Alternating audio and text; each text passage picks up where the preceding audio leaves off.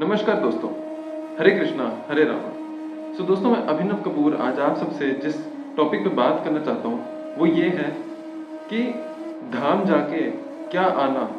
जब तक मन में और सोच विचार में भक्ति भाव ही ना आना। तो आजकल की मॉडर्नाइजेशन की वजह से जो ये मॉडर्न होता जा रहा है सारा दौर, हमारे कहते मॉडर्नाइज्ड होती जा रही है कहते हैं सोसाइटी, और मॉडर्नाइजेशन ड्यू टू टेक्नोलॉजी या एडवांसमेंट कहीं ना कहीं से उससे ये होता जा रहा है कि हम बहुत सारे जो लोग हैं वो कहते हैं भक्ति के लिए या पूजा पाठ के लिए या स्पिरिचुअलिटी के एसेंस से कहीं ना कहीं हम धाम होकर तो आते हैं, पर बहुत सारे लोगों के अंदर कहते हैं कहीं ना कहीं होगा कि कहते हैं उनके मन में एक सच्ची श्रद्धा या सच्ची आस्था या सच्ची एक पवित्रता है उनके मन में और उनके सोच विचारों के अंदर कि वो धाम जाकर आ रहे हैं और उसका उन्हें कहते लाभ भी मिल रहा है और उसका उन्हें कहते कहीं ना कहीं एक फल भी कहते मिल रहा है। पर बहुत सारे लोगों को मैं अपने अक्सर आसपास के तरह देखता हूँ, वो मुझसे ऐसा कहते हैं कि हम इस धाम होकर आए, हम उस धाम पे होकर आए, या कहीं ना कहीं मैं वैसे ही आसपास सोसाइटी के अंदर ये जो ऑब्जर्वेशन के बेसिस पे कहते मैं देखता हूँ कि लोग कहते हैं कि हम अभी कहते पिछले कहते कुछ अच्छे धाम होकर आए हैं, अच्छा हम यहाँ पर होकर आए हैं, हम इधर गए थे, हम उधर गए थे,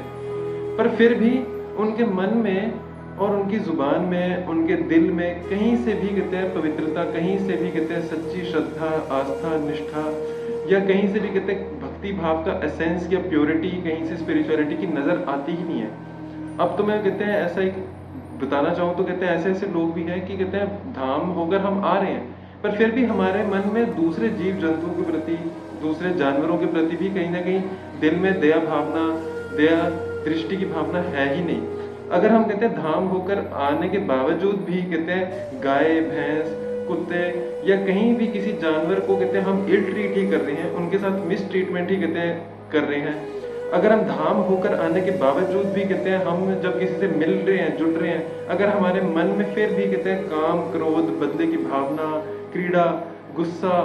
या कहते हैं मतलब ये जो सब नेगेटिव थॉट्स या नेगेटिव फैक्टर्स अगर हमारे फिर भी दिल दिमाग के अंदर फिर भी अगर एग्जिस्ट कर रहे हैं, तो हमारा धाम जाने का फिर क्या फायदा हो रहा है। अगर असली मायने के अंदर ही अगर आपको धाम जाकर आना है तो कहते हैं वहां पर आपका